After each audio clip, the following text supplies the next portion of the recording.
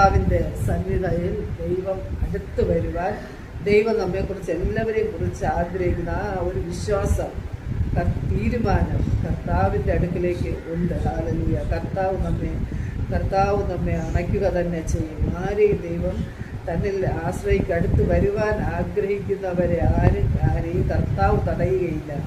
കർത്താവ് പറയുന്നു, സകല ജാതികളും അവിടേക്ക് യെരൂശലേമിലേക്ക് തന്നെ യഹോവയുടെ നാമനിമിത്തം വന്നു ചേരും. തങ്ങളുടെ ദുഷ്ടഹൃദയത്തിൻ്റെ ശാഠ്യം അതുവരെയും ഉണ്ടായിരുന്നു. എന്ത് വന്നാലും നിങ്ങൾ ഈ ദൈവത്തിൽ ആശ്രയിക്കുകയില്ല എന്ന് ഹൃദയങ്ങളിൽ പറഞ്ഞുകൊണ്ടിരുന്ന ആ ദുഷ്ടൻ്റെ ആലോചന നീങ്ങിപ്പോവുകയും കർത്താവ് പറയുന്ന ആ ശാഠ്യങ്ങൾ കർത്താവ് മാറ്റി അവരെ നിർമ്മല ഹൃദയം ഉള്ളവരായി തീരുവാൻ, സമാധാനം കൊടുക്കുവാൻ തക്കവണ്ണം ദൈവാനുഗ്രഹം അവരുടെ മേൽ പകരപ്പെടുവാൻ തയ്യാറും. അവരുടെ ഹൃദയത്തിൽ കർത്താവ് വചനം പറയുന്നു, ശാഠ്യപ്രകാരം ഇനി അവർ നടക്കയില്ല, അവർ കർത്താവിൻ്റെ സന്നിധിയിൽ എത്തും എന്ന് പറയുകയാണ്. അപ്പോൾ ദൈവവും നമുക്ക് വേണ്ടി, സ്വർഗത്തിലെ ദൈവം നമുക്ക് വേണ്ടി പ്രാർത്ഥിച്ചുകൊണ്ടിരിക്കുകയാണ്. ദൈവം നമുക്ക് വേണ്ടി മധ്യസ്ഥത ചെയ്തുകൊണ്ടിരിക്കുകയാണ്. ഹല്ലേലൂയ. എല്ലാവരും ദൈവിക സമാധാനം അനുഭവിക്കണമെന്ന് ദൈവം ആഗ്രഹിക്കുന്നു. ഹല്ലേലൂയ. ഇവിടെ ഇപ്രകാരം 121 സങ്കീർത്തനത്തിൽ വായിക്കുന്നത്, ഞാൻ എൻ്റെ കണ്ണ് പർവ്വതങ്ങളിലേക്ക് ഉയർത്തുന്നു, എനിക്ക് സഹായം എവിടെ നിന്ന് വരും? എൻ്റെ സഹായം ആകാശത്തെയും ഭൂമിയും യഹോവയിൽ നിന്ന് വരുന്നു. അപ്പോൾ സഹായം നമുക്ക് ബൈബിളിൽ വചനം പറയുന്നു, മനുഷ്യൻ്റെ സഹായം വ്യർത്ഥമാകുന്നു. എന്നാൽ ദൈവത്തിൽ നിന്ന് വരുന്ന സഹായം അത് ആകാശത്തെയും ഭൂമിയും ഉണ്ടാക്കിയ യഹോവയിൽ നിന്ന് വരുന്നു, ദൈവത്തിൽ നിന്ന് വരുന്നു. ആ ദൈവത്തിൽ നിന്ന് വരുന്ന ആ സഹായം ദൈവത്തോട് ചോദിക്കുന്നവർക്കുള്ള പ്രത്യേകത എന്തെന്ന് ചോദിച്ചാൽ, അവരുടെ കാൽ വഴുതി പോകുവാൻ ദൈവം സമ്മതിക്കുകയില്ല. കാൽ അവനെ ഉറപ്പിച്ചു നിർത്തും. നീ ഭയപ്പെടേണ്ട, ഞാൻ നിന്നെ സഹായിക്കും, ഞാൻ എൻ്റെ ബലമുള്ള കരം നിന്നോട് കൂടെ ഇരിക്കും, നിന്റെ കാൽ വഴുതുവാൻ സമ്മതിക്കുകയില്ല. സങ്കീർത്തനങ്ങളിലൂടെ ദൈവം, വചനത്തിലൂടെ ദൈവം നമുക്ക് ഉറപ്പ് തരുന്നു. ഹല്ലേലൂയ. നമ്മെ സഹായിക്കുവാൻ കഴിവുള്ള ദൈവം കർത്താവാകുന്നു. യേശു കർത്താവിലേക്ക് നമ്മുടെ ഹൃദയങ്ങളെ ചായച്ചു കൊടുക്കുക. നിന്റെ കാൽ വഴുതുവാൻ അവൻ സമ്മതിക്കുകയില്ല, നിന്നെ കാക്കുന്നവൻ മയങ്ങയില്ല. എന്തെന്ന് ചോദിച്ചാൽ, എന്ത് കർത്താവ് പറയുന്നത്, നമ്മുടെ ദൈവത്തിൻ്റെ വചനം പറയുന്നത്, നമ്മെ കാക്കുന്ന ദൈവം അവൻ മയങ്ങുന്ന ദൈവമല്ല. നമ്മെ ഒരാവശ്യം സഹായം ചോദിച്ചു കഴിഞ്ഞാൽ ആ സഹായം നമ്മൾ കരങ്ങളിൽ നാം ഇറങ്ങിപ്പോയാലും മയങ്ങിപ്പോയാലും കർത്താവ് ഏൽപ്പിച്ച ആ കാര്യം കർത്താവ് നമുക്ക് സാധിപ്പിക്കുന്നത് വരെ കർത്താവ് നമ്മെ കണ്ടുകൊണ്ടേയിരിക്കും. നമ്മെ കർത്താവ് മറന്നു പോവുകയില്ല. എന്നാൽ കർത്താവിനെ നമ്മളെപ്പോഴും ആശ്രയിക്കുന്നവരായിരിക്കണം, കർത്താവിനോട് ചോദിക്കുന്നവരായിരിക്കണം. കർത്താവെ എൻ്റെ സഹായം, കർത്താവ് എനിക്ക് സഹായം വേണം, കർത്താവിൻ ദൈവത്തോട് പ്രാർത്ഥിക്കും. 2-ാം വചനം പറയുന്നു, ഇസ്രായേലിൻ്റെ പരിപാലകൻ മയങ്ങയില്ല, ഉറങ്ങുകയുമില്ല. യഹോവ നിന്റെ പരിപാലകൻ, യഹോവ നിന്റെ വലത്ത് ഭാഗത്ത് നിനക്ക് തണൽ. ഹല്ലേലൂയ. നമ്മുടെ കർത്താവ് നമുക്ക് തണലായിരിക്കും. നമുക്ക് തണലായിട്ട് കർത്താവ് ഉണ്ടെങ്കിൽ നാം ഒന്നുകൊണ്ട് ഭയപ്പെട്ടു പോവുകയില്ല.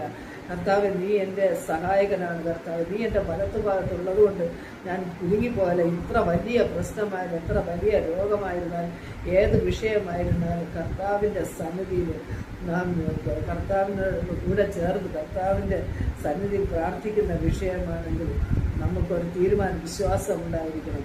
കർത്താവ് എൻ്റെ വലത്ത് ഭാഗത്തുള്ളത് കൊണ്ട് ഞാൻ കുലുങ്ങിപ്പോകയില്ല. ആരൊക്കെ നമ്മൾ കൈവിട്ടു എന്ന് തോന്നിയാലും കർത്താവ് നമ്മോട് കൂടെ ഇരിക്കുക തന്നെ ചെയ്യും. ആ പരിപാലനം നമുക്ക് ആരെയും നമുക്ക്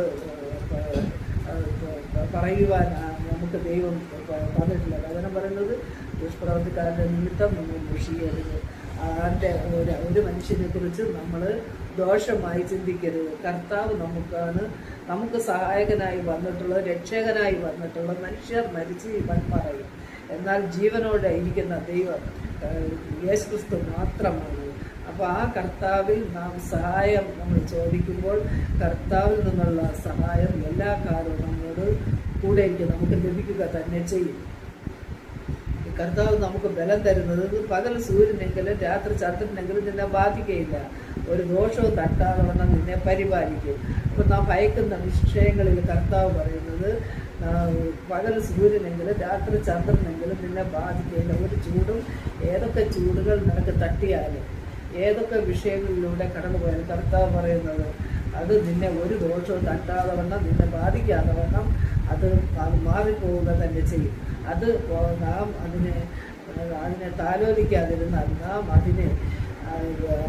അതാണ് വലുതെന്ന് പറഞ്ഞുകൊണ്ട് നാം അത് ഒരിക്കലും നാം ആ വിഷയത്തെ ഭാരത്തോടെ കാണുവാൻ പാടില്ല. എങ്കിൽ അത് നമ്മെ കൂടുതലായി നമ്മെ വിഷമിപ്പിക്കുകയും ദുഃഖിപ്പിക്കുകയും ആ കാര്യത്തിന് പരിഹാരം കിട്ടാതെ എന്നേക്കും അതുപോലെ ഇരിക്കുക തന്നെ ചെയ്യും. അത് കൂടുന്നതുപോലെ തോന്നി നമ്മളെ ഭാരപ്പെടുത്തിക്കൊണ്ടിരിക്കും. എന്നാൽ കർത്താവിൽ തന്നെ നാം ദർശിച്ചാൽ അത് നമുക്ക് ഒരു ദോഷവും തട്ടാതെ വണ്ണം ദൈവത്തിൻ്റെ കരം അവിടെ നമ്മെ പരിപാലിക്കുന്നത്. ആ വിഷയത്തിൻ്റെ മേൽ സമാധാനം തന്ന് ആദ്യം ദൈവം നമുക്ക് സമാധാനം തരും. ആ വിഷയത്തിൻ്റെ മേൽ ദൈവം നമുക്ക് സമാധാനം തരും. ഭയപ്പെടേണ്ട, നമുക്ക് ഒരു സമാധാനം ആശ്വാസവും തരും.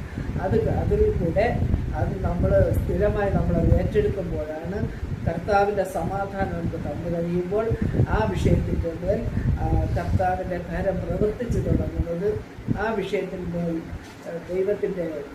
ദൈവം കാര്യങ്ങൾ ഏറ്റെടുത്ത് അത് ഒരു ദോഷവും തട്ടാതെ വണ്ണം അത് നന്മയ്ക്കാക്കി അത് തീർക്കും. നമ്മൾ ഒരിക്കലും നമ്മുടെ ഹിതത്തിന് ഏൽപ്പിച്ചു കൊടുക്കാതെ കർത്താവെ നാം ആഗ്രഹിച്ചതുപോലെ ആയിരിക്കുകയില്ല ചിലപ്പോൾ ദൈവം ആഗ്രഹിക്കുന്നത്. നാം ആഗ്രഹിക്കുന്ന ആഗ്രഹം ഒരുപക്ഷെ അത് ദോഷത്തിനും വേദനയ്ക്കും ഒരിക്കലും നമുക്ക് മുറിവ് ഉണങ്ങാൻ പറ്റാത്ത അവസ്ഥയായിരിക്കും. എന്നാൽ ദൈവത്തിൻ്റെ കരങ്ങളിൽ നാം കൊടുക്കുകയാണെങ്കിൽ ആ വിഷയത്തെ കർത്താവ് ഏറ്റെടുത്ത് കർത്താവ് മുറിവുകളൊക്കെ ഉണക്കി അതിന് കർത്താവ് ഉണക്കി ദോഷമായി കൊണ്ട് വരാതെ വണ്ണം ആ വിഷയത്തിൻ്റെ നന്മയായി തന്നെ കൊണ്ടുവരുവാൻ ദൈവം മതിയായ ദൈവം തന്നെയാണ്. കർത്താവ് കർത്താവ് നമ്മെ സഹായിക്കും. മനുഷ്യൻ ഒരിക്കലും ഭാരപ്പെടാൻ ദൈവം അനുവദിക്കുന്നില്ല. കാരണം കർത്താവ് നമ്മുടെ വചനം പറയും നമ്മുടെ ഭാരങ്ങളെ കർത്താവ് ചുമന്നു, വ്യാധികളെ വഹിച്ചു, നമ്മുടെ ശിക്ഷ ഉള്ള പരിഹാരങ്ങളെല്ലാം കർത്താവ് ഏറ്റെടുത്തു. നമ്മുടെ അടിപ്പിണരുകളാൽ നമുക്ക് സൗഖ്യം വന്നിരിക്കുന്നു. നമ്മുടെ സമാധാനത്തിനുള്ള ശിക്ഷ യേശു ഏറ്റുവാങ്ങി ക്രൂശിൽ തറച്ചു. അതുകൊണ്ട് കർത്താവ് നമുക്ക് സമാധാനം നമുക്ക് തന്നു. ഹല്ലേലൂയ. അത് വിശ്വസിക്കുന്നവരുടെ മേൽ ആ സമാധാനം വ്യാപരിക്കുക തന്നെ. സമാധാനം എന്നുള്ളത് നമുക്കില്ല എങ്കിൽ ആ വിഷയത്തിൻ്റെ മേൽ പരിഹാരം ഇല്ല. അപ്പോൾ നാം ആദ്യം ആഗ്രഹിക്കേണ്ടത് യേശുവിൻ്റെ സമാധാനം. യേശുവെ എനിക്ക് ആ സമാധാനം ദൈവം എനിക്ക് നൽകണം.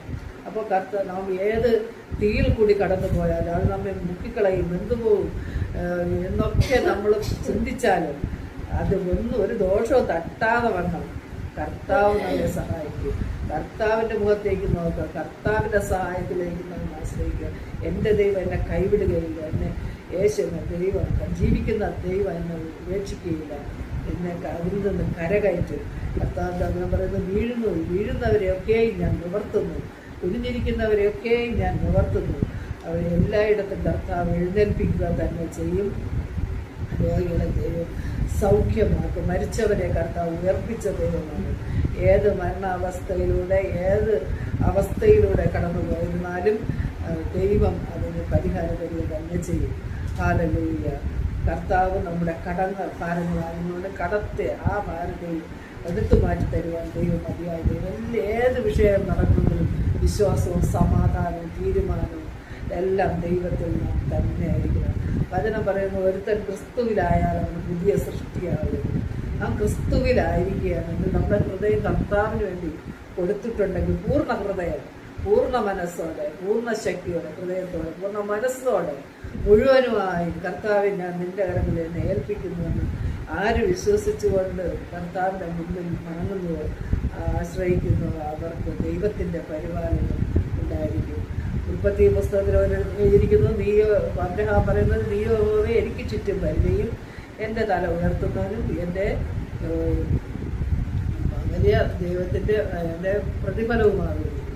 ഹല്ലേലൂയ. അപ്പം നീ എനിക്ക് ചുറ്റും പരിചയമാകുന്നു, പരിചയം പലരെയും ഒക്കെ ആയിരിക്കും കർത്താവ്. ഹല്ലേലൂയ. അടുത്ത് വരുന്ന ആ തടസ്സത്തെ മാറ്റി ഹല്ലേലൂയ. നമുക്ക് നേരെ വരുന്ന ദുഷ്ടൻ കൊണ്ടുവരുന്ന ആയുധങ്ങളെ കർത്താവ്